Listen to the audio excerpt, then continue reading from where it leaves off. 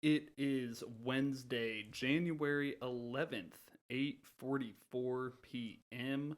The league is in the books. It's full of lies. I have a lot of theories, a lot of unanticipated outcomes, but we're going to summarize everything that went down this year in the League of Compromise. So everyone just tune in, chill out, and let the good times roll.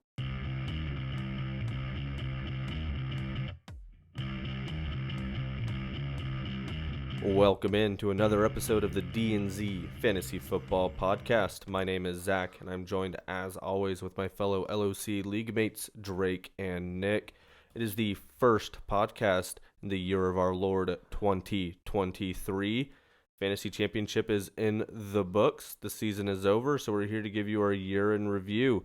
Fellas, how'd your teams pan out this year? Let's all clap it up for the London Bridge, first of all. Yes, London sir. Bridge. The bridge. Go back to Portland, you piece of shit. Pulled it off without Jalen Hurts. Love it. Yeah, which didn't help you in our other matchup. No, but we'll maybe bring that up. Co-champs there anyways. We can touch on that. Ain't no co-champs. Yeah, obviously a weird end of the fantasy season, but excited for the offseason. Offseason is a lot more fun when you're playing Dynasty Fantasy Football. And we talked about the London Bridge bringing home the LOC championship. How about the War Boys bringing home the Toilet Bowl champ? Clap it up. Okay. I had thought it was pretty convenient that we've already had all the numbers wiped away from last year. I just wanted to pull up some receipts, such as RDC 22 having like a month's worth of points less than me, and somehow pulls it out again. I have more thoughts on how something like this could have happened. RDC 22 has been a tool of the people at the top of our league, so I'm still closely monitoring the situation. I don't feel like I truly was last place. I will, as you guys know, I will wage an epic civil war to defend this. I was maybe going to ask you maybe what went wrong for you, but you're just placing blame on other people in the league for your last place. I mean, I'm coming next year. I'm coming. Everyone should be worried about me next year, especially when I'm going to add at least Bijan. He's going to be an immediate contributor to my team on top of all of the injuries I had. I blame Zeke. I don't want to hear about injuries. I will not hear it. I'll hear it when I was missing a 1,000-yard goddamn running back off my damn team. I was missing a 1,000-yard receiver off my team. I was missing a 1,000-yard running back off my team. Hey, Raptors, we will get to why your team sucked later on. I was missing a top. The War Boys are going to win the fucking season next year. Well, I was missing a top 5 quarterback. That's whole season almost. Bruh. Dude, what happened to Trey Lance? So many things happened this year. Fuck off. So many things Dude, happened. it was a crazy Did Trey year. Lance break his leg or No, he broke his at the strip ankle. He club? broke his ankle. Fucking floor at the strip club too wet. But yeah, pretty much. I think that ended up happening before the injury. Or was it after the injury? No, I couldn't remember what it was before. He lost his game in the rain against Justin Fields and then went to the strip club to see those Chi-Town strippers. Right on. And apparently the South Side didn't do him. And it's going to be another interesting offseason for Trey Lance and the talk surrounding him because Mr. Irrelevant, Brock Purdy in the building, if he's able to take San Francisco. BBC versus Big Cock Brock. What are we going to do? If Brock Purdy, Big Cock Brock, is able to bring San Francisco anywhere close to a Super Bowl, I mean, my God. I mean, he's going to have to be up for debate and somewhat of a shot at the starting gig. I want to talk about this for a second. How much time did Trey Lance spend at a strip club compared to Brock Purdy? That's not what I want to talk about. That might be the question. But I want to see the data. Think about San Francisco right now. They made, at the time, Jimmy Garoppolo one of the highest paid quarterbacks. They then, a few years later, trade multiple first-round picks to trade up and get Trey Lance. And then their Mr. Irrelevant quarterback also goes, 7-1, 6-0, or some shit like that. They have to be feeling bad about taking Trey Lance there. Yeah, exactly. Like, I think it just goes to show that really. Pick, but what they gave away to get there, and you're getting the result you would hope for if you're the Niners here. I mean, they're still in the playoffs, and a lot of people are talking about them being the damn favorites behind the Eagles. I don't think they'd be too upset about it. I mean, I think it just more says about the offense that they have there and Kyle Shanahan. I think we saw Jimmy G obviously thrive in that position. I think any player, if they're competent and can follow the offense, they're able to coach him up. Shanahan's able to coach him up and be successful in that offense. So I would like to think that Trey Lance would add a step up from Purdy Would like to have that, success wouldn't you? in that offense, because if he can have success, Jimmy G can have success. Why couldn't Trey Lance be successful? And I think it's Trey Lance's job, but it'll be an interesting discussion as we go down the year. Do you think Jimmy finds a new home this offseason since he didn't last season? Or do you think the injury history is a little too much now at this point? You know, there's a lot of places that need quarterbacks, and there's a handful of free agent quarterbacks. He and could there's be an Alex Smith type quarterback and go help a team rebuild and give them very good quarterback. Do you know what I think would be really cool? Because I don't know how dead set the Giants are with Daniel Jones, and instead of taking Vanilla Vic? he showed out towards the end of the year. Daniel Jones, I think he'll be back rocking and rolling. but they didn't pick up a 5th-year option on him, so why would you decline a 5th-year option and then extend him at the end of the offseason? I think it would be interesting to see Jimmy G in that offense. They I don't think really it's. have weapons, though. I bet Jimmy G will be a solid backup. in I'd rather. 23. I think it'd be smart for them to use some of their picks this year on those weapons, because we all know they had the most expensive wide receiver room this year, and it really didn't pan out. So why would you not want to try and go and boost that in the draft with someone like Jackson Smith or Quentin Johnston, or I think there's just a plethora of those top guys there in the draft. It's not as deep as it was, but I think it's a little more top heavy. So I think there's plenty of moves you can make this offseason too. I don't know. I think Daniel Jones is locked in. I don't know if Giants will be looking for a quarterback. And there's a ton of quarterbacks in the NFL draft coming up. A lot of guys coming out of college that are going to be first-round draft picks. The quarterback class this year is a lot better than last season. And I'm so excited to get into some of these rookies. And we do kind of want to get into that here towards the end of the pod. We'll kind of introduce some of these guys. Just make sure you guys know their names, position, and they're going to be going the first 2 rounds of your rookie draft most likely. But before we get too far here, we've got to come up with some type of punishment for the War Boys here. I've had a couple The only ideas. fair punishment is a punishment that Team RDC 22 has to partake in. That's Why? not how it works. They didn't win Why not? They didn't win the toilet bowl. You did. Not Well, RDC. you technically lost the toilet bowl, so I think Absurdity. I actually would have beat some people in the goddamn real bracket with my final score of that week. so would RDC. I would let you come up with your own punishment as long as we all agree. Well, That it's punishment not letting enough. Me come up with my own punishment then. I mean, I shouldn't have to face any punishment. Let's be real. Why? I think this was all a whole conspiracy from the start of the season. Let's all take down the guy who talks shit on the fucking podcast. Let's make him the fucking toilet bowl winner. Ha ha, guys. The joke's over. you're the one that traded Diggs away. You're I'm the one going that to win the league next year.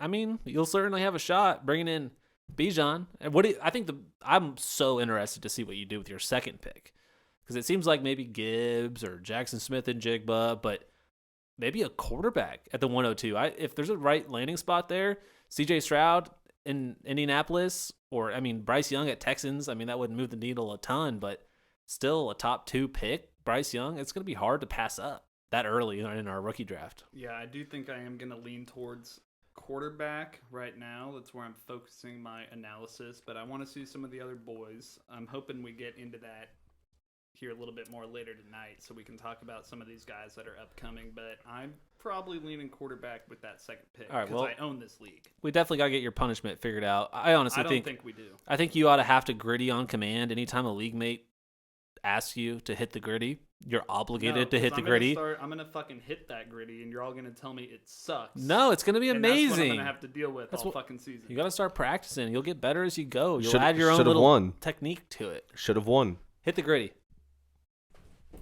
All right, punishment's set. You got to hit the gritty.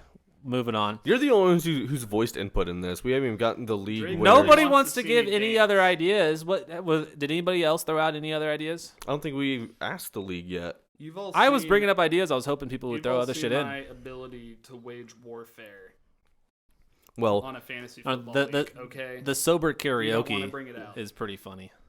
Well, we can drop some comments. We can discuss this in the group, but should probably move on here. We have some news and notes, Yes, sir. just for this playoff here, and really moving forward as well. Some of these news will carry off into the offseason.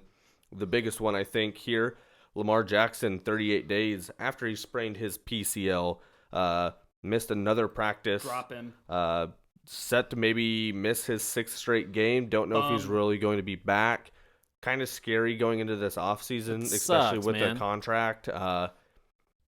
Do you think this means he might be... This is another guy that could go somewhere else. I think he could. I don't think anyone wants him.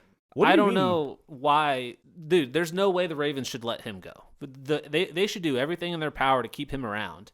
But didn't they just sign Roquan Smith to a $100 million contract, the highest paid linebacker in NFL history? Yeah. They're paying Roquan Smith. Are they gonna ball out and pay Lamar Jackson what he wants? No, because I don't think they will. Lamar missed his opportunity to sign at his peak when he had the media showering him in glory, saying he's the next Michael Vick, all of this shit, and then he proceeded to just never win anything. He gets hurt all the time. Right. And he doesn't put the type of play out that says that's going to go win me a football game in the fourth quarter when I need it. It's never proven. You want to talk about not really having weapons. I mean, he had Hollywood Brown. He has Mark Andrews, but Mark Andrews at this point is triple teamed every play. His wide receiver one is Devin Duvernay. Yeah, so... Or DeMarcus Robinson. As soon as Rashad Bateman went down, that offense we can't give was every different. quarterback who had bad receivers a $150 million contract.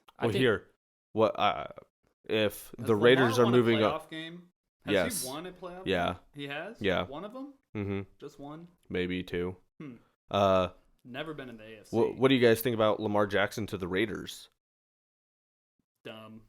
I don't see Lamar going. I just can't see Lamar fitting in. That'd be nasty. If they're able to re-sign Josh Jacobs, keep Devontae Adams there, and bring in Lamar Jackson, that would be... I think any team would be absolutely thrilled to get Lamar Jackson on their team. And like you said, Nick, I mean, he battled injuries this year, and that's always been his biggest knock. He's a runner of the football as well as a passer. And I mean, He's not a very good passer. You're going to get hit more. You're going to get hurt more. And does that bring your fantasy value down in some people's eyes? Absolutely. But Baltimore would be idiotic to let this man's go. But I see it happening. I think he'd be fun on the Jets. There's a lot of teams. I mean, a ton of teams need quarterbacks. It's going to be a fun offseason.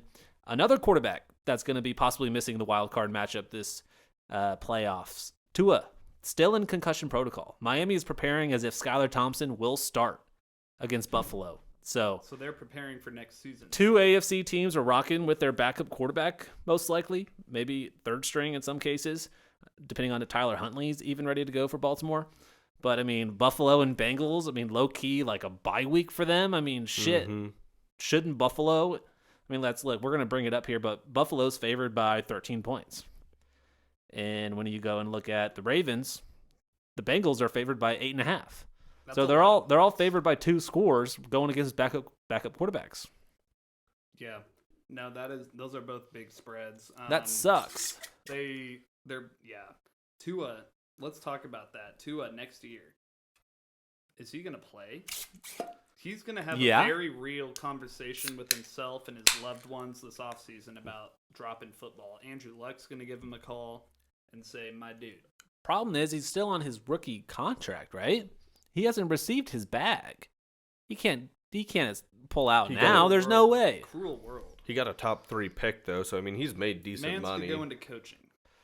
But, yeah, no fun. Lamar Jackson, Tua, going to be missing those first wild card playoff games and not looking good for their respective teams. No fun. But next here, Cliff Kingsbury fired, and Arizona Cardinals in the same breath, the same day, came out saying that they plan on trading away DeAndre Hopkins this offseason as well. And apparently Kyler Murray is going to have a say in the head coach, which that's probably just talk who actually believes that. But, I mean, Sean Payton's been linked to them. Sean Payton has apparently done his homework on the Cardinals, likes Kyler Murray. So I like the sound of that. I mean, there's other teams that are going to be interviewing Sean Payton as well. But Cliff, we kind of saw this coming. Mm-hmm. We've always kind of been a big fan. I mean, he's fallen into the storyline of he made Patrick Mahomes into what he was at Texas Tech, and he gets credit for that maybe. But I mean, not good for the Cardinals. Their GM is gone too. So kind of a total rebuild, but I feel like the Cardinals' downfall started this offseason once they announced that contract stipulation about the video games or the studying. right. I think that was kind of the downfall for the Cardinals this offseason. Or Cliff's just not a very good coach in general. Well, yeah, that too. I mean, he did decent in the like those first few seasons or these last 2 seasons. He was get off to these red hot starts and then They'd fizzle out. Yeah, they'd start off hot and yeah. I think he's a decent offensive mind, and I wouldn't mind seeing him going and being like an offensive analyst or like a QB coach somewhere or something like that. Next Alabama offensive coordinator. Yeah, exactly. Maybe he'll go back to USC, Right. connect with Lincoln. But the DeAndre Hopkins news makes me feel good about Hollywood Brown as an owner. So excited for that. Wide receiver 1 there. Lovie Smith also fired by the Houston Texans. The Houston Texans, total shit show. I mean, that's 2 years in a row where they've had a coach kind of, I don't want to say overperform, but like get good stuff out of that roster that was complete dog shit. Like did everything that they possibly could have done and are not being rewarded for anything. Like, why would you take that job? Who would take that job? I mean, somebody will. I mean, there's only 32 of them. Somebody's always going to be vying for a head coaching job, but Houston, not fun. And they gypped out on the number 1 pick. I mean, just that's hilarious. Lovie Smith and Brandon Cooks giving the middle finger to the Houston Texans out the door. Love it.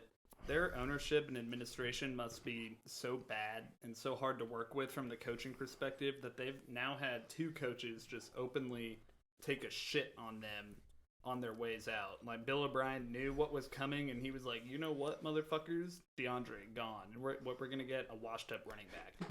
And then this coach just went out and did that.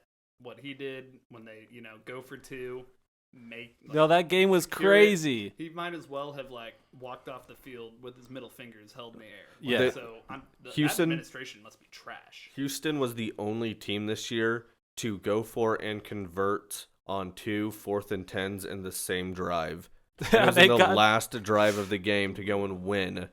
That's crazy. Lovey straight up said, "Fuck this team. Fuck this." He didn't say not fuck this team, but fuck this organization. Fuck ownership, administration. Like Nick said, I'm gonna just screw you guys out of the number 1 pick and then bounce. It was low key like game of the year, like that they were able to pull off 2 4th and longs after it's never happened all year. I was watching Colts and Texans players just toss the ball around. I mean, those weren't real fumbles. I mean, no, this was hilarious. That was a great game to watch. It was the absolute tank off. You think we see something like Eli Manning and Bryce Young or CJ Stroud get drafted by the Texans and be like, "No, not signing. I'll wait." You said Eli. What about Eli Manning? I'm sorry. What did you say? Eli Manning, wasn't he the one who? Oh yeah. Was something with the Chargers though, wasn't it? Oh, was it the Chargers? He was signed by the Chargers. Yeah. And so before he even signed, they traded his. Oh, I don't think that would happen nowadays. It would be badass if it would.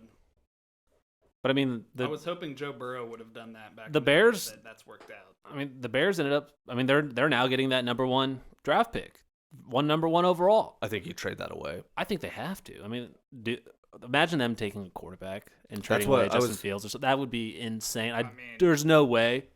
But I feel like there is a way. Justin Fields did some things on the ground this year that made the fantasy football world excited. It doesn't make an NFL front office that as excited as a lot of fantasy football players got. I mean, if this dude can't throw the football, then they're going to draft a motherfucker. They might not draft a motherfucker, but by no means is Justin Fields solidified as the guy there long term. But I think 2 years when year 1... If you're making the first overall pick and everyone's talking about what great quarterback you have, really?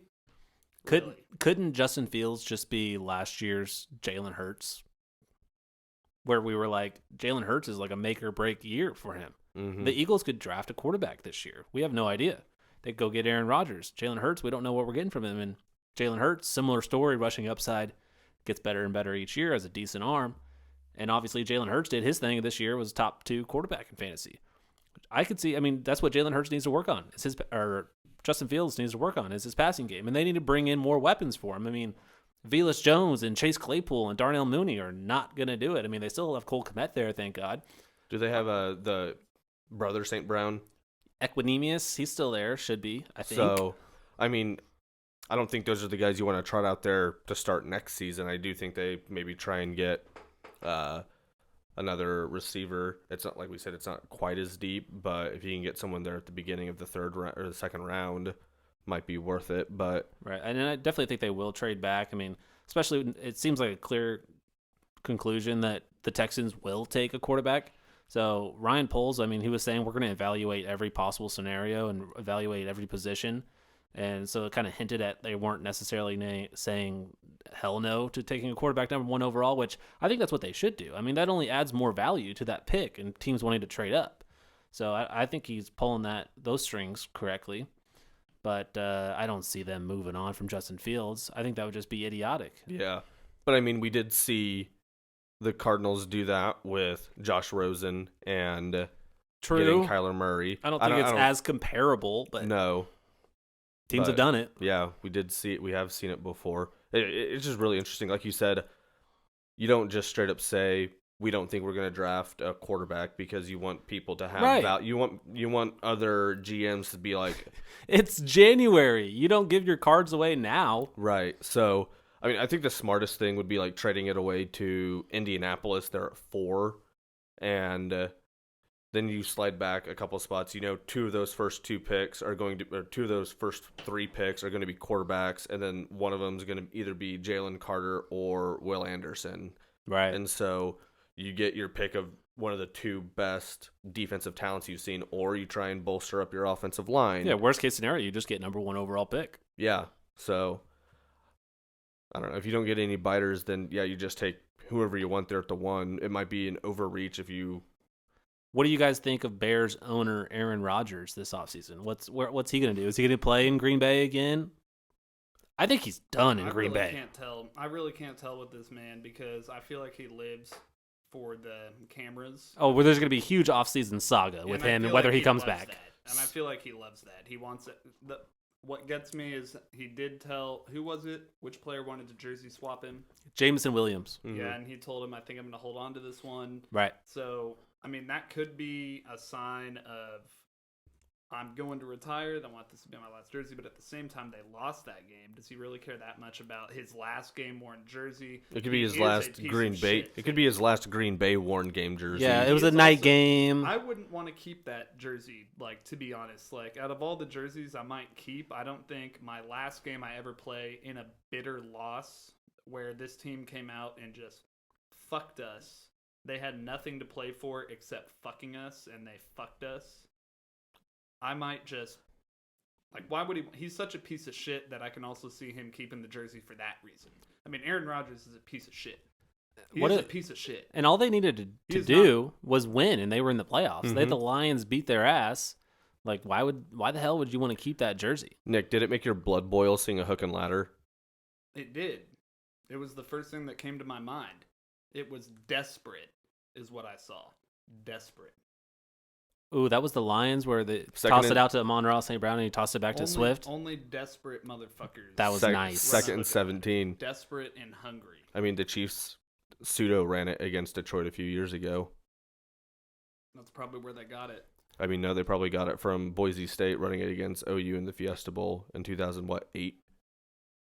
No one was alive for that game. My thoughts. I've deleted that game. Or I guess I want to get your guys' thoughts. So we talked about Lamar Jackson and his pending free agency and if he moves on from the Ravens. I mean, if you're a GM interested in like trying to make a move at quarterback, you don't want to draft one, you want to get a proven vet. Do you try and spend money and sign Lamar Jackson long term? Nope. Or do you probably trade first round picks to get No one's trading a first for Lamar. No, because he's a free agent. You don't have to trade picks. Mans is going to go broke then. You're going to have to pay Llama whatever he asks for. I don't know. Somebody will. Somebody will pay it. Or somebody will. Do you trade a most likely first round pick to get a 40-year-old Aaron Rodgers who's due $100 million over the next 2 years? No. You either trade picks and pay an old man $100 million over 2 years, or you don't trade anything. You just sign a guy to a long-term deal who's less than 30 years old to like a 4 or 5 year deal. I'd rather just draft Stetson Bennett in the 5th round.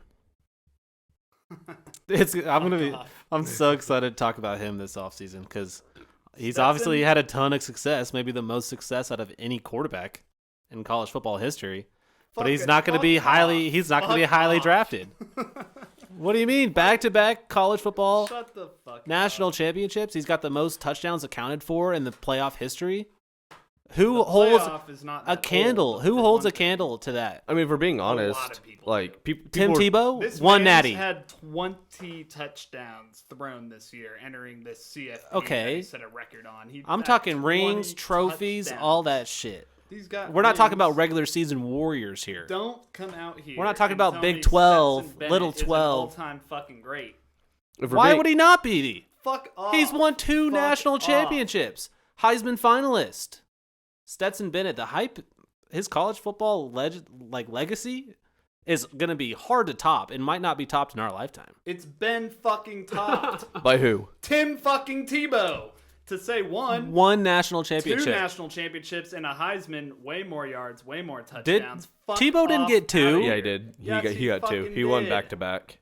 No, he did not win back to back. There was a year in between. There was a Did gap Tebow year. get 2 Heismans? What about Marcus Mariota? He was a 2-time Everyone finalist. forgets about this shit so quick. Who? Stetson Bennett didn't even play all last year. This man's got thrown in to fucking land the airplane. Okay, you have an airplane, and the thing you're going against is air. Okay, and you just have to land the airplane. That's what Stetson Bennett did last year. Now this year he flew the airplane. He flew the plane, but he still just had to land it. But I mean, you're literally seeing Brock Purdy play how he does. He's nothing special. How are we? How Brock Purdy and Stetson Bennett, aren't they Purdy was a can't they be fucking the goat same at player? Iowa State. Brock Purdy was... and Stetson Bennett's not a GOAT at Yuga? Okay, sure. Okay, you got me there. But come on now. This dude did 20 touchdowns this year before the CFP. Yeah, sure. It's Georgia. They run the fucking shit out of the ball. I digress. I can't. Stetson Bennett, QB1. Fuck Bryce Young. Fuck CJ Stroud. I have nothing Will Levis against ain't Stetson shit. Bennett. Let it be known. Just that disgusting statement that came out of your mouth as an all-time college fucking quarterback. He'd be the third oldest quarterback in the AFC playoff race. That's hilarious. It's a fun storyline to talk about because, I mean, we're going to have to talk about Stetson Bennett coming up this offseason. He's going to get drafted by somebody. Doesn't he technically have another year of eligibility? You said all this last year about quarterbacks. You said someone's going to fucking take him, and I said, no, they're fucking not because they're trash. Yeah, the 5th round. I'm disgusted. We did set the line at 3.5 for quarterbacks taken in the first round last year. Yeah, that was bad. Set it at 1.5, and I hit the under. Yeah, we'll be counting on you this offseason for the quarterback takes. There's a lot I'll going bite the on bullet there. on that. Just quick run through. We do have the playoffs coming up this weekend. The Chiefs and the Eagles have a first round bye. Some people might want to put an asterisk by the Chiefs. But not me. Fuck those people. But Seahawks at 49ers. San Francisco is a 9.5 point favorite as of tonight. And then Chargers at Jaguars. Chargers are a 2 point favorite, which that's it. I'm surprised by that. That'll be the best game on Saturday, probably. I see the 49ers cruising. They've been fucking on one. And, I mean, they're both in the NFC West, correct? They've already played each other 2 times this year. So, third time, I mean, 49ers are 2-0 against them this year. Does that sound right? I believe so. So, I like the 49ers. They're favored by 2 scores. I'm surprised the line's that high. I would have maybe set it at 6.5. I still can't believe what the Raiders did to that defense a few weeks ago. Jared Stidham was hanging in there with the 49ers. Stidham. I like Stidham. Stidham. But yeah. And then But I mean, if you're Pete Carroll and the Seahawks, you're watching the Raiders and 49ers game for film, and you're watching the Chiefs and 49ers film, and like, what the fuck did these two teams do that just decimated that defense? Back when the Chiefs, Patrick Mahomes put up 40 points on them. Which they were missing Bosa, correct, that game, and they were missing I think they were missing a linebacker as well. But I mean, other than that, the rest of their defense was at full strength, I believe. But obviously, if you're missing Bosa, that's a pretty big miss. The storyline of GS, if he's able to pull that off, will just be glorious. That is funny. It is kind of cool. We're going to see both Bosa brothers back-to-back games. Yeah, absolutely. And even if Brock Purdy pulls it off, that's going to be interesting. So, Yeah. but I mean, Chargers, they don't have the best luck against the Jaguars. I feel like the Jaguars kind of always have their number. And they might not have Mike Williams. Yeah, why was any of the starters for the Chargers playing last week? He needs to be Because fired. Staley is a joke. He needs to be fired. He's not a good coach. I want him fired, and I want Zach Taylor fired for the Bengals. Zach Taylor has been handed the keys to a fucking Lamborghini, and he's just kind of driving it like he got it on his 16th birthday. He doesn't do jack shit. He's lucky they drafted Jamar. Staley is the same way, but since Burrow and those weapons are a little bit better than Herbert and his weapons, Staley's getting the short end of it. He can't even drive the damn thing.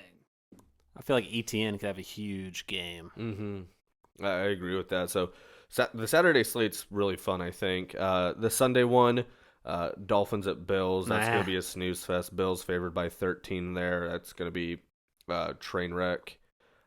K-State native. What's his name? Shit. Skylar Thompson. And Raheem Mostert broke his thumb or something, so it's not even a sure thing that he's in there starting. Be available. So, yeah, it's just going to be a nightmare. The Bills, honestly, I can see Josh Allen being taken out in like the third quarter. Then Giants-Vikings. This is going to be the highlight game. The peak 9-6 game. I can see the Giants pulling off the upset here. If I were to bet money line, I can see the Giants pulling off this upset. They took the Vikings down to the wire a few weeks ago. Is that the one where they had to kick like the 61-yard field goal as time expired to win? So yeah, this will be another really fun game. The Viking Stadium's really cool. I like watching it in the playoffs. They have a good crowd, so it'll be a fun game to watch. And then Ravens at Bengals. We kind of talked about this one as well. Kind of a pseudo bye for the Bengals, but I mean, if anybody can put together a good game plan, it's John Harbaugh. The game was kind of close for the first quarter last week. See if he's able to put anything together. But then I'm almost surprised that spread at 8.5 isn't closer to what the Bills Dolphins spread is of 13. Mm-hmm. I think that's maybe counting. I think once we get confirmation Lamar's not playing, that might jump to like 10.5. But yeah, that's not going to be a really good game. But Monday night this is gonna break like streaming records. Like the amount of views and millions of people in our country gonna be watching this Cowboys Buccaneers game on Monday night. Can't wait to listen to Joe Buck and Troy Aikman talk about this game. We have a Monday night playoff game. Cowboys at Buccaneers. Is this a first or am I just? Dallas is favored by 2.5 last year too. So Tom Brady's like 4 or 5-0 against the Cowboys in his career. 2.5? Right. And I mean, I like Tom Brady here. Yeah, I agree. Hold on, do I maybe have this wrong? Is it? I think it's Buccaneers at Cowboys, probably, right? Aren't the Cowboys a higher seed? They won the Buccaneers won a division. Bucks. Okay, so it is in Tampa. Yep. Okay, I'm gonna go ahead and take a page out of Skip Bayless's playbook and say that Dak isn't mentally tough enough to win this game. Mr. NIT this year.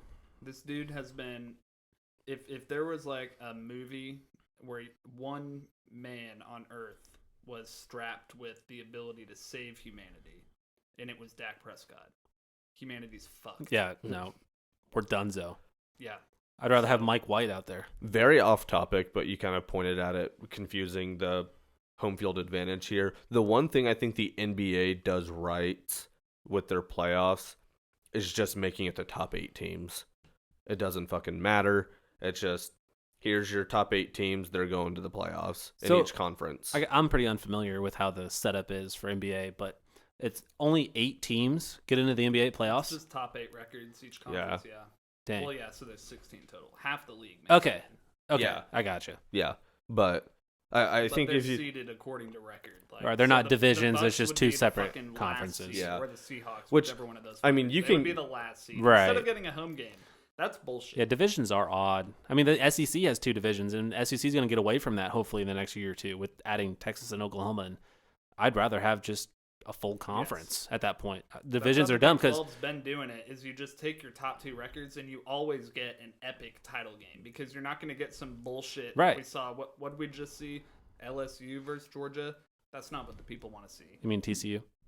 I'm talking about the SEC SEC championship. Yeah, but Georgia, they haven't played. They played Bama like once or twice in the past 10 Which years. Is fucked. Yeah, correct. I totally agree. In the regular season. Correct. This Yes. is how the rich stay rich. But yeah, I think if they you can keep divisions, and that can be use divisions as a part of scheduling and things like that. But I feel like if you just made it the top 8 teams and higher seeds get home games, as opposed, I think that makes the regular season a little more important, as opposed to seeing someone like the Buccaneers, who had a 500 record in a terrible division. Be like, oh, we already know we have it locked up, so we're just gonna rest our starters and go 8-9 and walk into the playoffs healthy. The fucking Panthers could have been in this situation. Yeah, they almost pulled that out. We've seen it a bunch of times in the past with teams with losing records get into the playoffs because they won their shitty division. It's usually in that NFC East. Is that, or are they the NFC South? NFC one South. or the other. So It's the South. The NFC Beast is the Cowboys. you've seen it a couple times in the NFC West as well. I remember, I think it was Seattle got in with a losing record. And but they won. That was the Marshawn Lynch grab my dick game. Just letting that. they didn't win the Super Bowl, but they won their playoff game. Yeah. But you are correct. But I would like to see He that kind grabbed of his change. dick. That is true. Either way, NFL playoffs on the horizon. It's a fantastic time of year, folks, and the Kansas City Chiefs get a first-round bye, so we will be stress-free this weekend. And I mean, who are we looking at that the Chiefs possibly are matched up with next week? We're gonna play the Jags. It's going to be the winner of the Jags and Chargers. We're probably going to play the Jags. I don't think the Chargers beat the Jags. I'd rather play the Jags just for an easier win standpoint, but playing the Chargers in the playoffs would be fun. I don't want to play the I'd Chargers rather just give because. me the Jags, Yeah. please. Because if they win, that gives, if Mike Williams doesn't play, that gives them another, which, if we're being honest, if it's 50-50, Brandon Staley is just going to be like, oh yeah, he's going to play, and he's going to get hurt again. Brandon Staley's gonna sit his fucking starters in the first round of the playoffs. That injury did look bad to Mike Williams. He was carted off, Mm-hmm. and they had to help him get off the cart and walk. The dude was barely able to walk. Back shit doesn't just go away I hope he in a looked week's over, time. I hope he looked over at Staley and was just like, why? Yeah. Why? Give him the Pete Carroll finger. No, just scold the fuck They out were of him. locked Give him a really in. nasty look. They were locked in at the 5 seed. Yeah, they couldn't move. Yeah. I mean, maybe the devil's advocate here is don't want your guys sitting out a week and then getting cold. You want to keep them in the group. I like the Andy Reid response to that. He was asked that a couple years back, and he just responded to the reporter and says, "We'll take the bye." He just said it open and shut. This is a stupid question you're asking me. Right. But yeah, I would rather play the Jaguars, not because I think they're an easier team, and not by. I mean, it's the playoffs at this point. No game is going to be easy. But when you've already beaten the Chargers twice this season, I think it's hard to beat a team 3 times in a season. So just for that sake, I'd rather play the Jaguars, even though they are red fucking hot right now. And the Chiefs did play the Jaguars already, too. Yeah, this is also true. And that game was pseudo close for a little bit. We kind of broke away there towards the end, but I remember it. We got up big pretty quick, and then they kind of fought back a little bit, but we kept one of those scoring classic too, Andy and Reid. It was never really close, but kind of. But I want to see the Chiefs not stray away from the run this postseason. Pacheco's been looking good, man. But what he put over 800 yards this year? It's the 7th round fucking rookie running back. Yeah, dude's fantastic. He was certainly worthy of a 2nd round rookie pick this year because I'm pretty sure he went early in the 2nd round and late in the 2nd round, depending on how your drafts shook out. But I mean, absolutely, Pacheco's been fantastic. I tried trading up for that pick in our LOC as well. Fucking, who was it? Ryan drafted him. I think it was Blair did. London Bridge did. Oh, yeah. Kind of towards the end of the 2nd round. I was texting Blair trying to trade back into the 2nd round to draft him, and it didn't work. Well, but speaking of rookies, do we want to get into the 23 rookie class introduction? Which I own. We won't go in depth on these guys, but we just want to kind of give an introduction. I mean, you got to know these names, start watching their highlights, pay attention to how the offseason goes on and these pro days and the NFL draft. I mean, that shit, the draft is only 104 days away. April 27th. Not that Really far, doesn't boys seem and that girls. far. No, not at all. So, Not when, I mean, you've got a month worth of playoffs, so there's 30 days going by, and then you've got pro days, you've got, we got college basketball, March Madness going on. Like, there's going to be a lot of stuff, and then, like, poof, draft. And the Senior Bowl, which is always fantastic, 19 days away. NFL Combine, 47 days away. Pro days for all these players, 55 days away, where we're going to get actual measurables and I mean, we're going to have their 40 times and all this shit. Measurables. And then NFL Draft Week, 104 days away. NFL Draft, last year was amazing. That NFL Draft was so entertaining. It's like a whole ass holiday in the NFL. Like, I look forward to the draft year in and year out. But let's start with quarterbacks. Does that sound all right? Yep. Very good quarterback class here in 2023. A lot different from last year. But there's a lot of guys at the top here. Bryce Young out of Alabama. He's looking as maybe the one or two top quarterbacks in this draft, along with C.J. Stroud. I'm gonna wait for when I have a chance to sit down with these guys, talk to them face to face before I make my decision there. Fuck you. Hey, fair enough. You got to do your top 30 visits. I mean, you got to get those in, get your players figured out. I already got Will Levis. He said he'd stop by. I said I had some questions for him. If my team was interviewing C.J. Stroud, I'd give him the plays ahead of time. I don't know. I kind of feel myself leaning more towards C.J. Stroud. I feel like he fits better in an NFL system. He's got a little bit more size. And the best thing about C.J. Stroud, I think, is his accuracy. And he's not the best runner, but he's got that upside. I mean, he certainly can run if he wants to. But I think how accurate he is going to what separates him from a guy like Bryce Young. Where Bryce Young, he's kind of like that Mahomes, Russell Wilson kind of guy. I'm going to run around, make shit happen, and can he withstand those hits? I mean, what are his measurables, Zach? Do you have those pulled up? Like, it shows 6 foot, maybe? Is that what we talked about earlier? 6 foot, 194. Which is probably generous. Can we get a Kyler Murray-esque height debate going about this guy? It's not that severe, but... Yep. I mean, good content. Absolutely. And he's a former Heisman Trophy winner, national champion.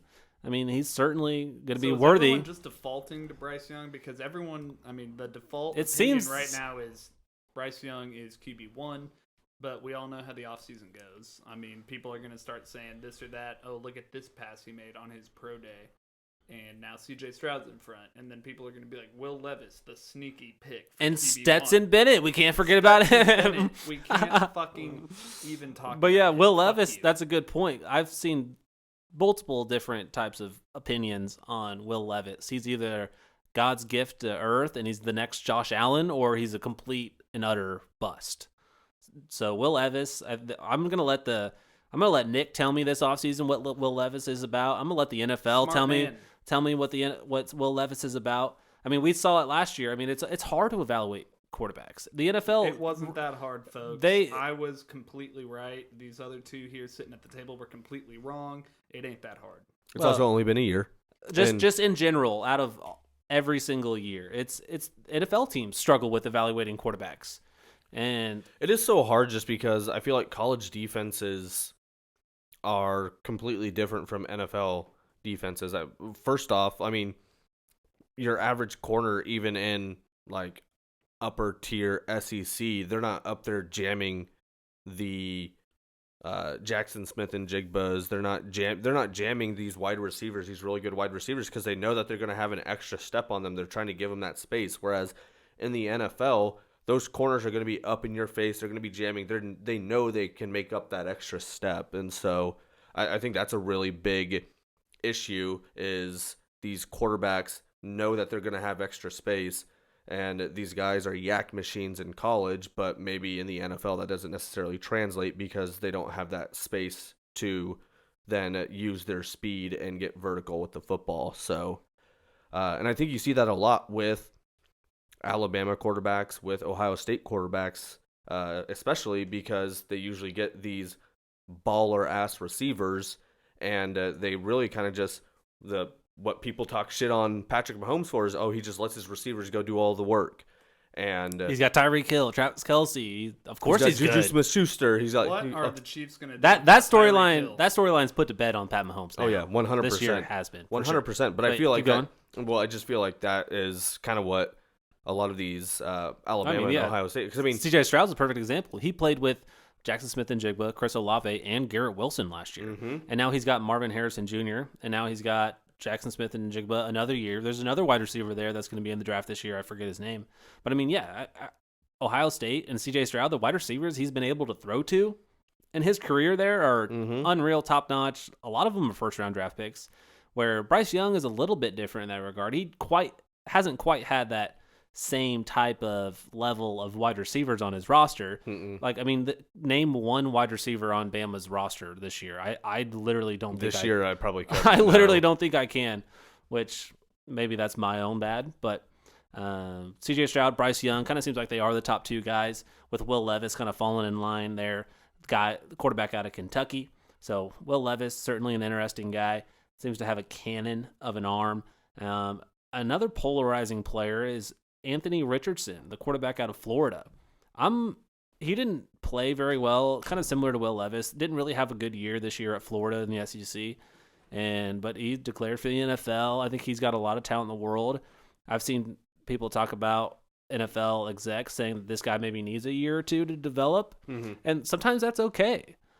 But I'm a big fan of Anthony Richardson, and I feel like if he's there in the back end of the first round, early second round, I mean, I think that's kind of his range here on January 10th, whatever the fuck today's date is, 11th. I see him as being someone who just goes out and has an outstanding senior day, combine, all of this, and has a lot of... I don't see him getting past like the 1.5, 1.6, in my personal opinion. I think he's too athletic. And you start pairing him in the combine with other combine receivers. Right, and he's quick. He reminds me a lot of Caleb Williams in a way, without the production as much success as Caleb Williams has had. Sure. That's actually a good point of comparison to bring up. The fact that if Caleb Williams was draft eligible, he'd be that sucks that he's not. Clear-cut 1-1. So can we compare all these guys to Caleb Williams? Tank for Caleb Williams. Can you wait till next year? Yeah, would you take Caleb Williams over all of these guys? Yes. I don't know. Stetson Bennett's hard to take over. Fuck off. I'm going to throw you out of that window behind you. But yeah, a lot of quarterbacks here to work with. I didn't come into this night hating Stetson Bennett. Hendon... Now I have a Stetson Bennett problem. It's a fun storyline this offseason for Stetson Bennett. I mean, the case can be made that he could be I want to good see him and in the Brady NFL face off and the jokes just rain down. This is the oldest combined age of starting quarterbacks ever, even though it's not. He's going to be ready to start day one. What do you mean? It's a benefit. It's a bonus. I'm sure he's fully developed. He's got 3 kids at home, and he's working on his second mortgage. Caleb Williams blew away all of the stats for these other quarterbacks. So and painted his fucking nails like a fucking fag. Whoa. Oh my god. Hey, painting your nails is kind of in now. It's not. It shows good hygiene. Not. I won't do it myself, but it shows good hygiene. How does it show good hygiene? You keep up You're with your nails. You're hiding your fucking nails. You're painting them. You're covering them up. I'm not. I can't even fucking God damn you. I will not let that become a thing. I've said that before. That's fucking fine. Dudes painting their nails. I won't argue. I won't argue there. I think I found a punishment for Nick. Oh, paint his nails. Right. You guys don't understand my will and my your toes. Perseverance. You got to go get a manicure and a pedicure and get your nails painted. That'd be fucking great. Pink. As long as I don't paint my nails. No, yeah, that's good. That's good fucking hygiene, bro. Your nails and your toes are gonna be the fucking. You guys have both had manicures and pedicures. I've never had anything of the sort. I've had a pedicure, not a manicure. Boom. One down. Break. And I didn't paint my nails. I was in Mexico. Boom. Me and Ben. Look at these fucking guys. This is like 10 years ago. I was like a kid. I'm getting the fuck out of here. Well, perfect timing. We will. Did I bring up Hendon Hooker? I think you should have Hendon Hooker in mind. I don't think he's going to be anything special. And then, obviously, Stetson Bennett. Don't forget about him. Greatest college football quarterback of all time. Running backs. Running backs are fun. We're not even going to talk about half of the running backs here, most likely. There are a ton of running backs this season in the 23 NFL draft. If last season wasn't a wide receiver draft, this season is a running back draft. 100%. Which is even more interesting with how many fucking free agents there are for running backs this year. So teams are going to becoming obsolete. If you need a running back in fantasy, if you need a running back as an NFL organization, now it's a good time to be alive right now. And obviously, atop of the list, Bijan Robinson he's obviously the next best thing Yeah, to God's green earth, right? I will be taking him with the 1-1. Lock it in. Yes. No. Yeah. Do you have y'all your can start planning your draft around? Do you have your speech prepared? No, I don't. I'm probably gonna wing it on the spot, and I'm gonna milk every second of it, just Love like it. I did last year. And then I have the second pick too. Nick, And I'm gonna give another speech. It's gonna be about a different topic entirely. I don't know yet. It's so exciting. Nick, I do have a serious question for you though. Is there a landing spot for Bijan that would maybe cause any sort of even if you went to Tennessee and he was a backup to Derrick Henry for its season? No, because that wouldn't be a true backup. That'd be like a AJ Dillon, Aaron Jones. So you want a guy like AJ Dillon? Kind of a deal. Yeah. Didn't you just trade away AJ Dillon? You might as well just trade away that 101 for what you can get now. To you, I'm assuming. Yeah. Is where you're going. I'll give you this. Kyle Amari straight I up. want Trey Lance. Straight up, I can maybe make that happen. You wouldn't part with Trey Lance. I can't. You love Trey Lance. I'm Lance for figuration. Yeah, what would you do about that? I took him off my IR. I've got him in my starting roster, so you guys don't forget. Y'all are going to change through the years. War Boys are forever. Yeah, you got to be excited to have the 101. I mean, that's a good place to be. And we can't let the people... No, there's a better place to be. It's also having the 102. Dude, I had the 101 and the 102 in Sig Out Dynasty last year. Picked Brees in London. That shit was fantastic. But, yeah, I mean, we can't let the people forget. You traded away A.J. Dillon before the season started for RDC's 23 first-round pick, which ended up being the 101. Just maybe the best trade I've ever seen in my life. Best trade of all time. Cannot let the people forget about that. But next running back here, Jahmyr Gibbs. Certainly a name to know. Maybe the next Alvin Kamara. Who knows? He was basically the entire offense. I mean, we'd mentioned earlier how we couldn't name a Bama wide receiver off the top of our heads because basically Jahmyr Gibbs was the one catching passes out of the backfield with the most receiving yards on that team in 2022. Jahmyr Gibbs, fantastic player. He transferred over. He was originally at Georgia Tech. This was his first year at Alabama, and he really showed out. And, I mean, I think right now, here on January 11th, seems to be that running back 2 of this class. What about on January 6th? Where was he? I think it would have remained the same. I mean, it's similar logic we would apply a week ago as we would today. He was probably warming up for a bowl game. Interesting. Or plotting for something. Good alibi. So, yeah, Bijan, Jahmyr Gibbs. First-round fantasy pick. So, the third running back, I mean, that's probably a huge question mark, debatable spot to be. I noticed you don't have Deuce. And we don't really have these ranked. I kind of just pulled these out. But Tank Bigsby is a guy to have in mind, running back out of Auburn. I mean, he instantly fits into the all-name team. It's fun having guys named Tank on your team. Yeah, that'd be a really good name for the War Boys. That's probably like an extra 5 points week in and week out. Don't tank. But yeah, so you need to be all over Tank Bigsby, bro. He's the 102. Use tanks? He's someone I got my eyes on, okay? He's quick. Quarterbacks, I'm just gonna and he's not small. Do you have measurables on Bigsby? Pull that up for me, please. I need to see this dude's height and weight. Throw in his 40 time in a few weeks, months. 6 foot, 208 pounds, 970 rush yards, 10 touchdowns, 5.4 average yards per carry, and 180 receiving yards. That's perfect. Table here. Do you guys you had to pick one: measurables or Lunchables? Oh wow, I do like Lunchables. If I'm talking about eating, I want Lunchables. If I'm talking about fantasy football, measurables. No, Lunchables. Yeah, it depends it depends if I'm hungry or not. Lunchables are getting it done on the field. What was the best Lunchable? Obviously, the pizza. Pizza, one. Yeah. And you know what a pizza Lunchable was? That was Brees Hall. Do you want to know? Brees Hall was the pizza Lunchable of last year. So the difference between measurables and Lunchables, they got it done on the field. There was production. Measurables are he might get it done.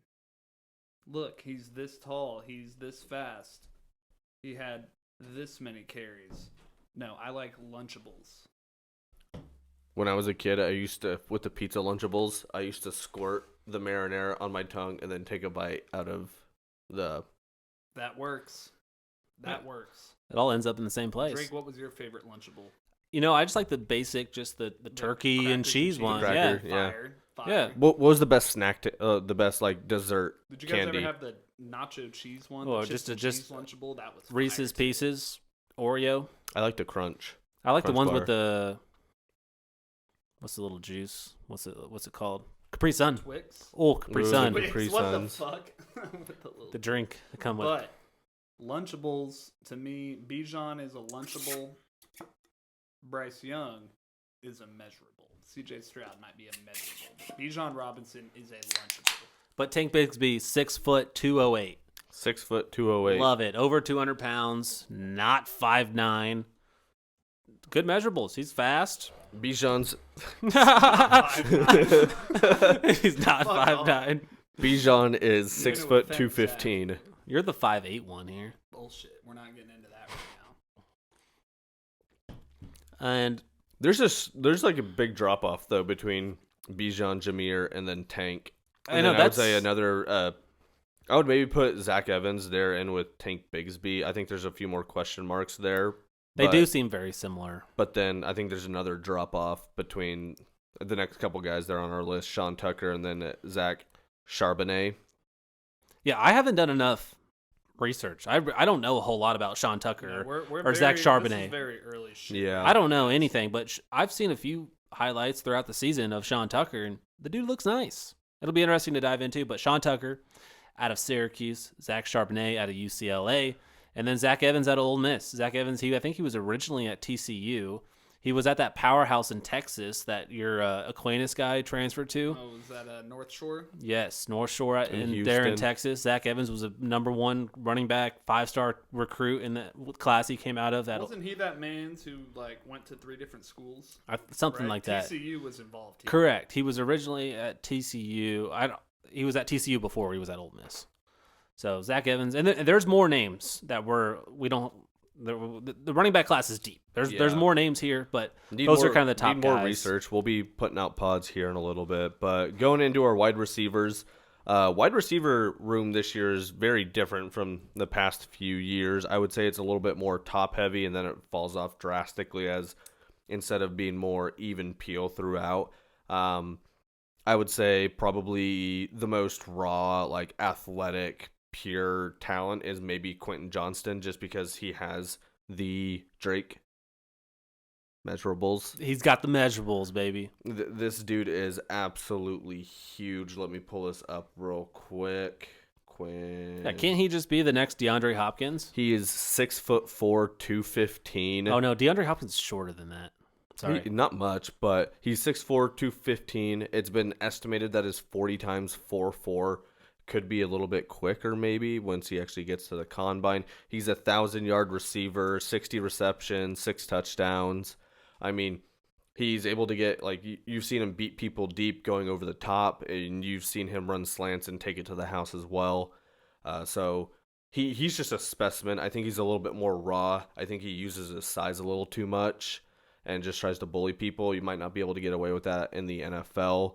But I think the most pure all-around prospect here is Jackson Smith and Jigba. We saw him go off for 360 yards in the Rose Bowl 2 years ago. He was hurt a little bit this year, but I still think his question mark is, can he play on the outside, or is he more of an inside receiver? A lot of these things we're going to find out here with the Senior Bowl, with the Combine going on. So Yeah, I mean Jackson Smith and Jigba barely played this year. He hasn't. It's always what have you done for me lately? I mean, not for prospects. I mean, you can go back and look at other stuff as well, but I mean, we should be fading Jackson Smith and Jigba, right? I think everyone should, so I can draft him. That'd be perfect, actually. Shut the fuck up. But so we have Jackson Smith. I mean, he was pure. Everyone was saying that he would probably be the best receiver in last year's draft as well. He outproduced at Ohio State the same year that Chris Olave and Garrett Wilson were there. He outproduced both of them. So that's looking at their breakout age, looking at their 40 time, but looking at how they perform with their teammates that are there. If they have NFL caliber teammates that are there and that are producing in the NFL and they outproduce them in college, I mean, that is one of the best things to look at for wide receiver. Especially so he outproduced them in the regular season, and then they both sat out for the Rose Bowl, and he went and put up almost 400 yards of offense and 3 touchdowns. Yeah, he's the wide receiver 1 for me, but I hope everybody fades him so I can draft him, but I'm not going to get him in LOC, but damn, I'm dying to trade up for the 103 to snag Jackson Smith and Jigba. That's kind of been a move on my mind. I'm a big JSN guy. I'd rather have him over all of these wide receivers. So you have a draft pick that you can trade, and you have future draft picks that you can trade if you want the 103. I've got plenty of options there. But I wish I had a first rounder in LOC to deal, but I got 2 late first in my other dynasty leagues. Maybe use both of those to move up to the 103 or something. I think it's too soon to start sending trades to people. Nobody's going to be doing trades right now. If you're trading now, you're getting the bottom value of your trade. I'd love to start trading now, but we're playing with not people that are necessarily all day, every day dynasty offseason trades back and forth, all offseason kind of guys. But yeah, JSN, Quentin Johnson kind of seems like they maybe are the top 2 wide receivers. Yeah. But Jordan Addison, I think, is certainly a good option for any NFL team in this draft. He's a first-rounder guy. You're probably correct. He was under the coaching staff of Lincoln Riley for 1 season. Maybe that is a bad thing. But that's a bad thing. Jordan Addison out of USC. He was originally at Pitt for a little bit, and he won the Blitnikoff. He was the best wide receiver in football a year ago. Lincoln Riley tampered. And then this season, he didn't even put up 1,000 yards, I'm pretty sure. So, but I still really like Jordan Addison. I think he is a top 2, top 3 wide receiver in this draft. Yep. And then from here on out, there's talent, but it's maybe high risk, low reward kind of deal with guys like Josh Downs, wide receiver out of North Carolina, more of a slot guy. I don't know a ton about him. Haven't watched a ton of film on him. And then Kayshon Boutte, the sex party guy out of LSU. Booty. I can't believe he said he was going to stay at LSU, got caught having a sex party, and he said, yeah, you can't come back. Did you leave? That should have been his decision from the fucking get-go. Where else are you getting down? But I love the talent of Boutte, and shit, I mean, late first round, early second round, I wouldn't mind taking him there. He's obviously got some off. We're sleeping on Hyatt. This dude's a G. I almost didn't even put Hyatt on this list. Whoa. There's some other guys that I just maybe want to throw in for introduction. So you're all like Stetson Bennett. But Jaleel, it's kind of the similar. Can just go fuck it's a big boom bust there for Hyatt. He almost seems Stetson like Bennett's just the goat. He kind of seems like the Jameson Williams of last year to me. And Hyatt kind of first round pick. Nah, I mean that's tough. I don't know. I don't think this wide receiver class is as good as it was last year. We're not going to see 6 wide receivers in the first round like we did last year. No. So Hyatt, Boutte, Downs probably are round 2 guys. He's going to go early second round. This mock I'm looking at right now has him at pick 36. So I think that's pretty fair for him. He's 6 foot, 185 pounds. He had almost 1,300 yards receiving. How many touchdowns did he have? Tell me that. Do you want to guess? Okay, I bet he got to. Did he get to 20? I'm gonna say 19. Less. 17. 15. That's still. That's pretty fucking good. 15 touchdowns is ridiculous. Yeah. But, this wide receiver class, like I said, it's very top heavy, and then I feel like the middle is kind of even spread there. So, would you compare Downs, Kayshon, and Hyatt to, like, who'd you say their comps would be for last year's picks? Downs? I don't know enough. Just for any of them. Like, who would you compare Boutte to? George Pickens. You think so? Josh Downs kind of reminds me of Elijah Moore off the bat, but I don't know enough about these guys. Yeah, early diagnosis. 6 foot, 190. I think he's an inch or two shorter than Pickens, but obviously we're gonna get like the legit measurements for all of these guys. How about Chris Godwin for Boutte? That would be good. That's a good one. Sounds good. So that's we didn't list a tight end, but Michael Myers, tight end out of Notre Dame, kind of seems like the clear-cut tight end one. Yeah. And that gigantor of a tight end from Georgia will also be in the draft. So, Brock. And I've kind of come around on not wanting to be in on tight ends early in their career. You don't find it very often. I mean, even Kyle Pitts, the greatest tight end prospect of all time, has struggled his first 2 years in the NFL. You're almost better off letting these guys struggle for a couple of years, then go buy them and wait for their breakout. Because, I mean, we've seen it with David Njoku, struggled early in his career and kind of had a breakout season this year. Guys like even Noah Fant could be on that similar type of trajectory for next season. Noah Fant. You hate Noah Yeah, but Fant. you let these tight ends take their bumps and bruises, Dawson Knox. and then you go in and buy them cheap, and they break out. Dawson Knox, last few games of the season, really came through for me. Yeah, so let someone else draft a tight end, and when they struggle the first 2 years, that's when you should probably go snag tight ends. But All right. but Michael Mayer does seem like a really good prospect. Don't know enough about Yeah. him, but seems like he could be a first-round tight end, which would be the first tight end we've seen drafted in the first round since Kyle Pitts. Mm-hmm. I agree.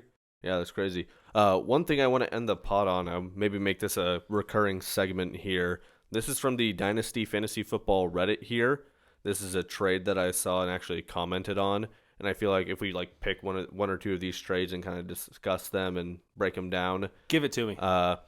So this is giving away Devontae Adams, and you get the 103 Cam Akers, Deebo Samuel, Terry McLaurin, and Amari Cooper. Yeah. I actually commented on this, and I never commented on anything on Reddit. I was like, this is quite the haul to pass on. Better to sell high than wait for the decline on any of these guys. And Devontae Adams is 30 years old now. He's coming off a top 2, top 3 wide receiver campaign, Which he could do for another 2-3 seasons. Yeah. Certainly. But that's a fantastic haul. Yeah, If you're a rebuilding team, oh my God. This guy's not even, No-brainer. This guy's not even rebuilding. If I'm understanding his team correctly, so he's in a 10-team half PPR 1 QB league. He has Mahomes and Howell, CMC. Like a 10-team league, that's a lot to give up in a 10-team league. Usually those teams are stacked. Yeah. So he has Mahomes and Howell, CMC, DeAndre Swift, Tony Pollard, Jerick McKinnon, and Chuba Hubbard, Gus Bus, Rashad Penny, Jamar Chase, Jerry Jeudy, Juju, Donovan Peoples-Jones, Dubs, and Kittle. So he would definitely be stocking up his wide receivers there. He'd be getting Deebo and Terry. But I even said, some of those guys have been a little hit or miss, but they're all definitely top 32 at their position. Yeah, and if you get JSN at the 103, you're fucking thrilled. Right. And I was even thinking, if you got that haul, I'm trying to trade Deebo Samuel. I'm trying to trade Amari Cooper and Terry McLaurin. You might be getting another couple first round. Jackson Smith and Jigba. Scary Terry is kind of scary. But he had a decent season. He was top 32, so he's a wide receiver 2. He's not even the wide receiver 1 in his own offense. No, but you might be able to get a second and third round pick for him. Do you know who is the wide receiver 1 in that offense? Jahan Dotson. Yes, sir. Sorry.